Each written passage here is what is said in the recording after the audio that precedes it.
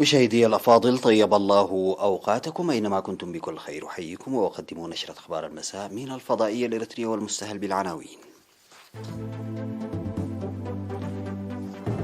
إصابة 35 مواطنا بفيروس كورونا اليوم.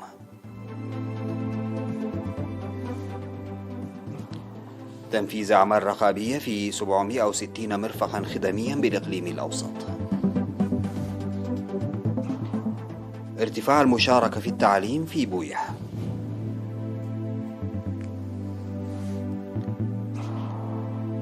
مقتل جندي فرنسي في هجوم استهدف معسكر قوة براخان في غاو بمالي.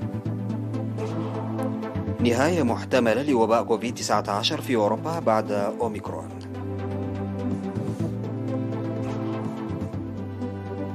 تايوان تعلن اعتراض 39 طائرة حربية صينية اخترقت أجواء. السلام عليكم ورحمة الله.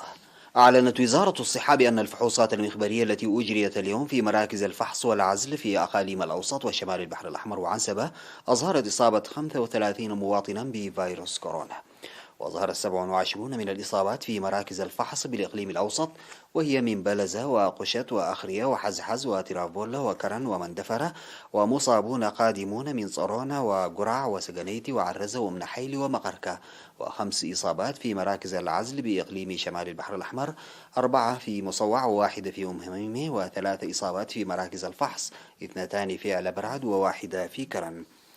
في غضون ذلك شوفي 70 مريضا من الإقليم الأوسط، وتوفي مريضان من الإقليم الأوسط، رجل يبلغ من العمر 74 عاما وامرأة تبلغ من العمر 74 عاما أيضا.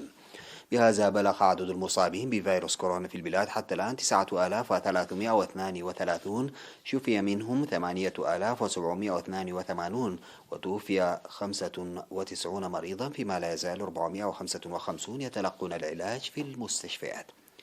وزارة الصحة 24 من يناير 2022.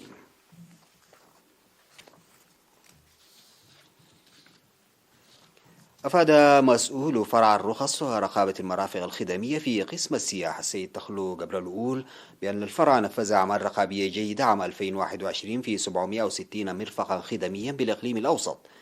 وأشار السيد تخلو إلى أن أعمال الرقابة أدت إلى تقديم 236 مرفقا خدميا، خدمات ناجعة والباقي خدمات لا بأس بها. وأوضح تقديم سيمينارات تنويرية للمرافق الخدمية بالتنسيق مع فرع الصحة بالإقليم الأوسط بخصوص كوفيد-19 وإلصاق التعليمات الصادرة لمكافحة الجائحة في مكان بارز، واتخاذ قسم القانون والانضباط خطوات لازمة بحق من خالف هذه التعليمات. وقال السيد تخلو إنهم قاموا بزيارات تفقدية في 3 مديريات بالريف النائي للتعرف على الأماكن التاريخية ذات الأهمية والجذب السياحي، موضحا بأن وعورة الطرق والبنى التحتية المتدنية تعتبر من التحديات الرئيسية، مناشدا لإيجاد حلول لتلك المشكلة.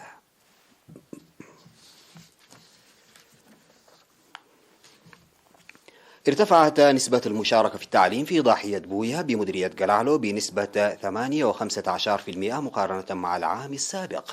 وأوضح مدير مدرسة بويا الابتدائية والمتوسطة الأستاذ آدم محمد عمر أن مشاركة المرأة في التعليم زادت بنسبة 29%، وزيادة الطلاب المسجلين في الصف الأول بنسبة بلغت 35%. وذكر نجاح طلاب المدرسة في امتحانات الشهادة الوطنية للعام 2020-2021 بنسبة 100%. وأشار إلى العمل لتقوية برنامج محو الأمية الجاري في 3 نقاط تعليمية تستقبل 58 طالبا، داعيا الجهات المعنية للمساهمة لمحدودية مشاركة المرأة في البرنامج. وأوضح الأعيان وإدارات الضواحي أن فتح مدرسة في قريتهم مكن أبنائهم من التعليم والتخرج من مؤسسات التعليم العالي والعمل في المؤسسات الحكومية. وذكروا أن المدرسة شيدت للمرحلة الابتدائية، وتواجه نتيجة لذلك ضيق في الفصول الدراسية والآثاثات المدرسية، مطالبين لتطويرها بتشييد مباني إضافية وحل النقص في الآثاثات المدرسية.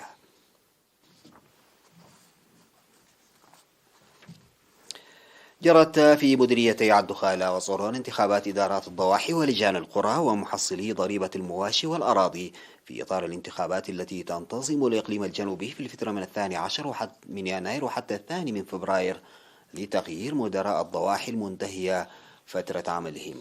وأفاد مدير مديرية الدخالة بسير العملية بنجاح بهدف تقديم خدمات إدارية سريعة وجيدة. وجرت انتخابات إدارات الضواحي المماثلة في مديرية صارونا، وأوضح المدراء المنتخبون على العمل المتفاني المخلص لتقديم خدمات جيدة للمواطنين.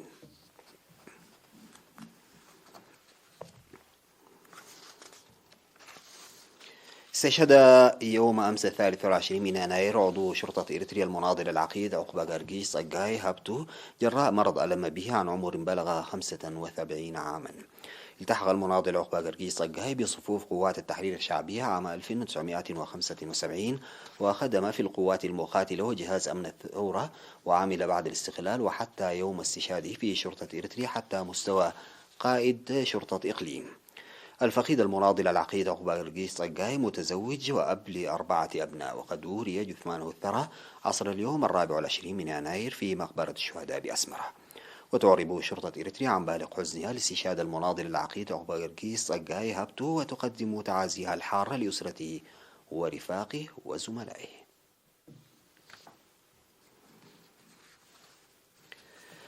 بعد الفاصل سيداتي وسادتي أعود بالأخبار الخارجية.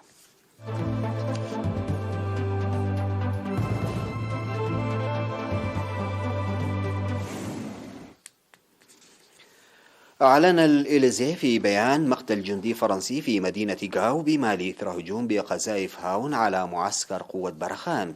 بذلك ارتفعت حصيلة الجنود الفرنسيين الذين قتلوا في معارك بمنطقة الساحل منذ العام 2013 إلى 53. وسابقا أصيب 4 جنود فرنسيين في بوركينا فاسو إثر انفجار عبوة ناسفة لدى مرور مركبتهم. وأكدت الرئاسة الفرنسية في بيان مقتل البريغادير ألكسندر مارتين من فوج المدفعي 54، مؤكدة التأثر الكبير للرئيس إيمانويل ماكرون، وأشارت إلى تصميم فرنسا على متابعة مكافحة الإرهاب في المنطقة إلى جانب شركائها. أوضح الكولونيل لياني أن الجيش الفرنسي نشر على الفور مروحيات بحث وهجوم لاعتراض المهاجمين وتحييدهم، وأشار إلى مقتل مهاجم واحد أو أكثر بدون تقديم مزيد من التفاصيل. نفذت طائرات حربية صينية 39 توغلا في منطقة الدفاع الجوي التايوانية يوم الأحد، على ما أعلنت حكومة الجزيرة في أكبر عملية توغل يومي منذ أكتوبر، وسط ضغوط عسكرية متزايدة تمارسها بكين على الجزيرة. ومن بين الطائرات المشاركة في هذه العملية 24 مقاتلة من طراز جي 16 و10 مقاتلات من طراز جي 10، إضافة إلى قاذفة H-6 ذات القدرة النووية.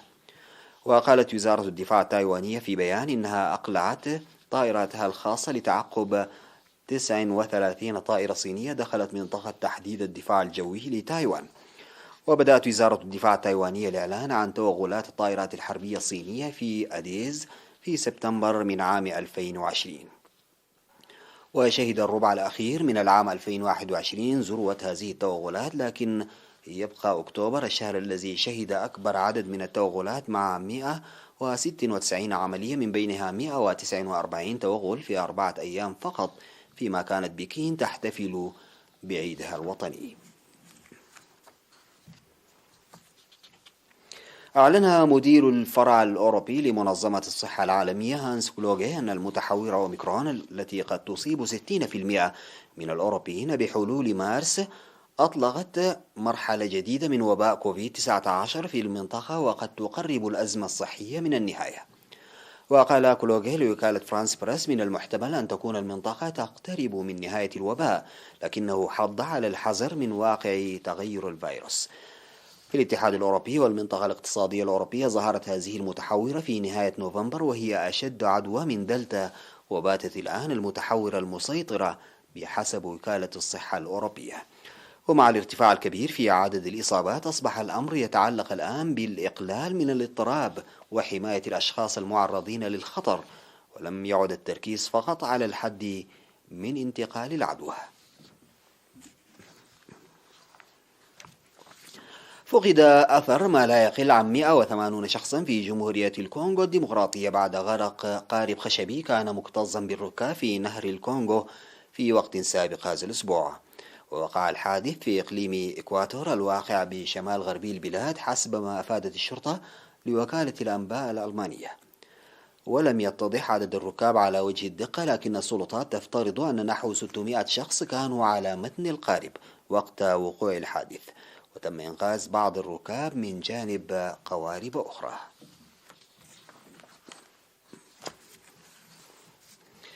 ختاما لنشرة أخبار هذا المساء أعود فأذكر بعناوينها. إصابة 35 مواطنا بفيروس كورونا اليوم. تنفيذ أعمال رقابية في 760 مرفقا خدميا بالإقليم الأوسط. ارتفاع نسبة المشاركة في التعليم في بويا.